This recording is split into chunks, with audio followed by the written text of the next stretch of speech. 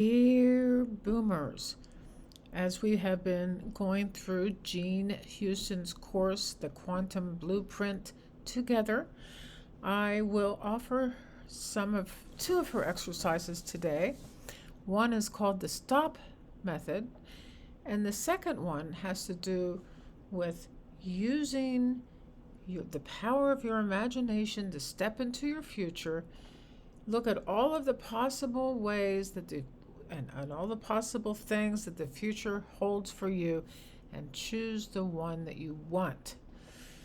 The stop technique is very interesting. It takes you out of a robotic state of mind. For instance, instead of just picking up this thing, just instead of picking it up, I pause right before I pick it up.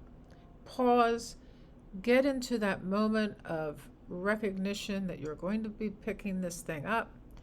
You feel it and you take it. And you can do this as the day goes on several times in an attempt to be aware in the present moment. And it also wakes you up. You are able to stop operating in automatic, robotic ways of beingness, and you can simply stop and feel this object, see it, feel it, smell it, and you will become more conscious in your life as time goes on. Another thing is, when somebody comes towards you to greet you, instead of automatically taking their hand, or even before you say hello, in a greeting, in a heartful greeting, you stop and you look into their eyes, and then you can take their hand. And some people I've known who do this automatically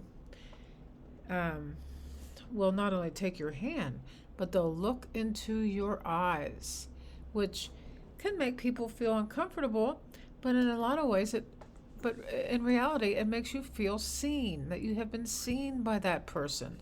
And that is so absolutely a beautiful feeling from the universe floating through that person. And the other one that she talks about is getting into the quantum possibilities in your life. You have one thing, say, just pick one thing that you wish to manifest in this lifetime. Whether it be, well, you can figure it out yourself what it is. Just the one thing. Don't get too, complicated with all don't get ADHD in this practice. And what you're doing is you're putting your hands up and you're feeling the quantum potential, and you visualize a curtain before you, and you put your hands through the curtain to see the one probability that you wish to bring into your heart. And the best way, as we have said many times, is to create a brain-heart coherence through the breath. And it might be a good idea to bring your heart and your brain into coherence before doing any one of these types of exercises. So, you put your hands up, you go through the curtain to the quantum field, and stay there a minute and look at all the possibilities or the probabilities that could happen if you only open your mind to all of the amazing potentials that you have in your life. And you have gone through the quantum curtain. You go through the curtain to the quantum, and you figure out the one thing that you wish to bring into your heart, and you breathe into it, and you feel it, and you actually are in a state of mind that can manifest it, because you are receptive. not doubtful. You don't have any doubts about your potential to achieve what it is that you wish to achieve. The, we have, this is week 3 of the Jean Houston course. We have 4 more weeks. So what we have gone over so far has to do with so much in tune with Joe Dispenza's work too. The mental rehearsal, that we have mental rehearsals of what it is we see in the future. We practice it in our mind, what it is, how we want to achieve it, the connections we want to make with the people in our lives to help us achieve, and we are helping them achieve, and that would be called a mastermind.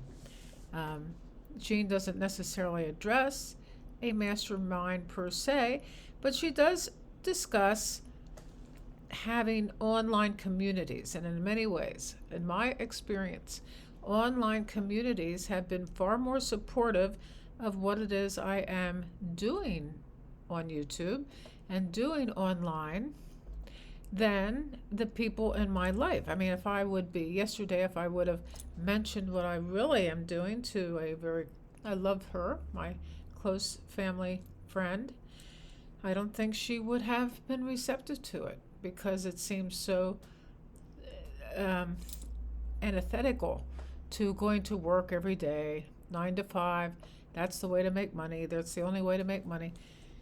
And the joy of what we are doing is so important too, to elicit that joy and the gratitude for bringing the future into our hearts before it happens. Gratitude is so much more than looking around and being grateful for my material things. It has to do with the gratitude of the universe that wants us to love ourselves, the universe that wants us to love the universe, and the love, unconditional love, the unconditional forgiveness that is inherent in our relationship with the universe. The relationship we have with the universe is one of give and take and receptivity to all that is possible. Another thing Jean talks about is altering time. We talked about that yesterday. I think it's so interesting. I had several experiences that I discussed. Altering time has to do with something that is very synchronistic, something that is not explained by logical thinking. And I discussed the Sawat owl that came to us when my husband's aunt was dying, and we took care of this Sawat owl. It hit the windshield.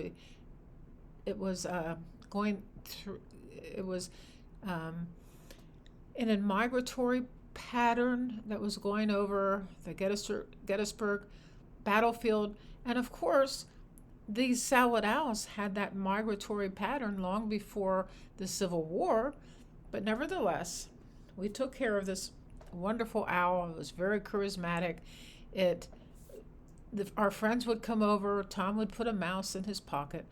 The mouse would fly down from the beams, grab the mouse, go back up to the beam, and before we called her Persephone.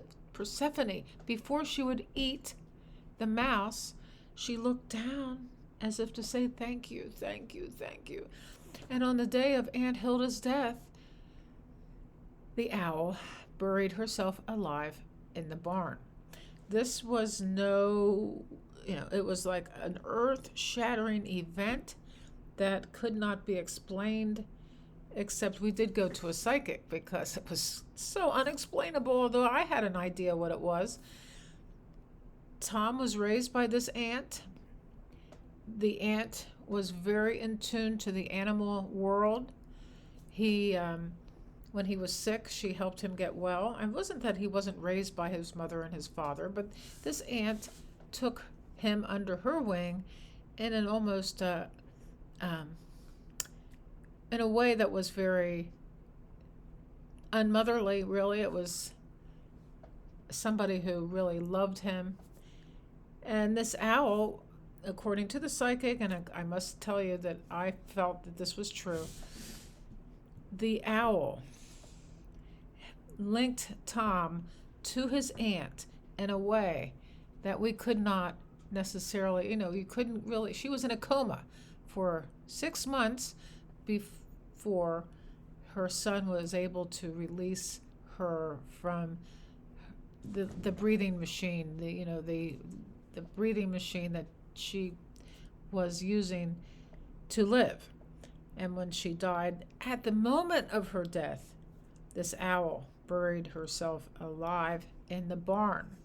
Now, these things, we need to be open to the great metaphysical realm, the great universe, giving and receiving, the quantum fields that are beyond this curtain of time, into simultaneous time, into the time that is abbreviated when we take those moments and expand them or abbreviate them.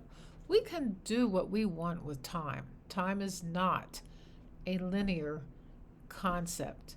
So if you wish to make a comment and let's discuss this, and there will be a video that shoots up there, and take a look at it. Okay? Okay.